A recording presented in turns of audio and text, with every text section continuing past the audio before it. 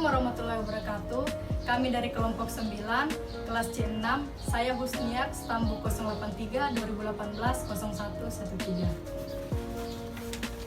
Saya akan membacakan hasil wawancara dari Dinas Pertanian Sulawesi Selatan. Nama responden Muhammad Iqbal Syam, SEMSI. Umur responden 41 tahun. Pekerjaan ASN atau aparatur sipil negara.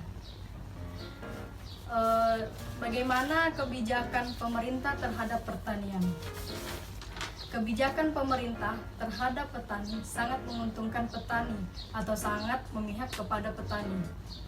Mau dari fasilitas, harga, dan pemasaran sangat memihak kepada petani.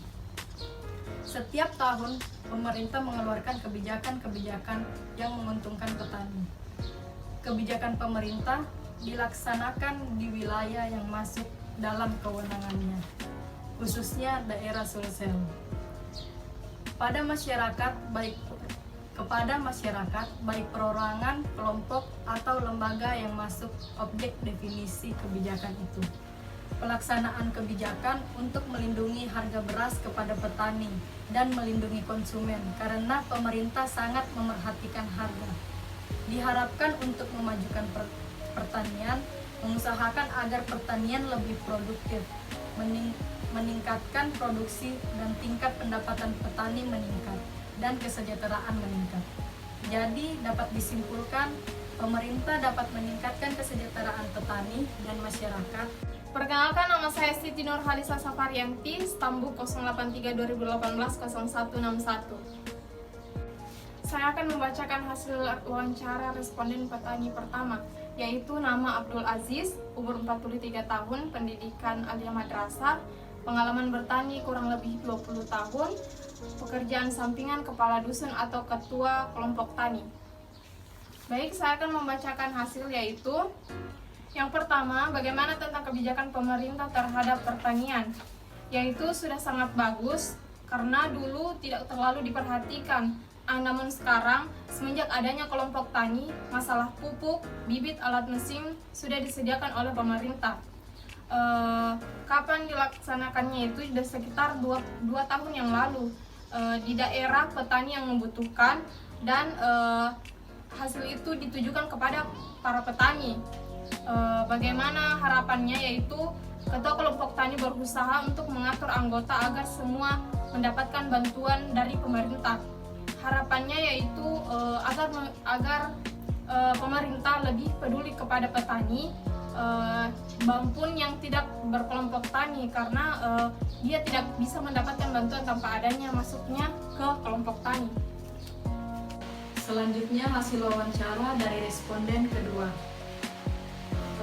Nama Muhammad Asri, umur 48 tahun, pendidikan terakhir SD, pengalaman bertani kurang lebih 30 tahun, pekerjaannya dulu sampingannya tambak. Menurut Bapak Muhammad Asri, kebijakan pemerintah tetap saja seperti dulu, tidak mendapatkan bantuan gratis. Padahal Bapak Muhammad Asri sudah masuk di kelompok tani. Pupuk, bibit yang disediakan bantuan tersebut tetap ia beli atau tetap ia bayar. Bapak Muhammad Asri kurang tahu tentang kebijakan pemerintah karena kurang mendapat informasi. Kebijakan ditujukan kepada para petani. Menurut Bapak Muhammad Asri, mungkin kebijakan pertanian sudah bagus, hanya saja mungkin ketika mendapat bantuan tidak langsung sampai kepada petani-petani kecil. Jadi harapan Pak Muhammad Asri agar ketika ada bantuan dari pemerintah, bantuan tersebut bisa terbagi secara merata.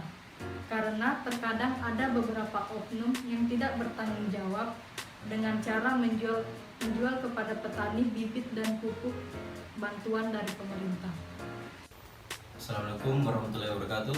Perkenalkan, nama saya Abda Saktian Yasrul, Stambuk 083 2018 0123. Baik, saya akan membacakan hasil wawancara saya dari responden ketiga atas nama Dendrowa. Umurnya 60 tahun, dia tidak bersekolah. Pengalaman bertani dia tuh sudah umur sejak 7 tahun, jadi sekitar 30 tahunan lah dia punya pengalaman bertani. Jadi menurut Bapak Dendro itu sekarang harga pupuk yang dia tahu mahal dan tidak adanya pembagian pupuk karena alasan dia selalu serba beli dan tidak ada sumbangan atau bantuan dari pemerintah. Mungkin kurangnya informasi ataupun dia tidak tahu sama sekali bagaimana jalannya pembagian bantuan dari pemerintah. Jadi dia kurang informasi dari pihak kelompok tani ataupun yang lainnya ataupun sesama para petani.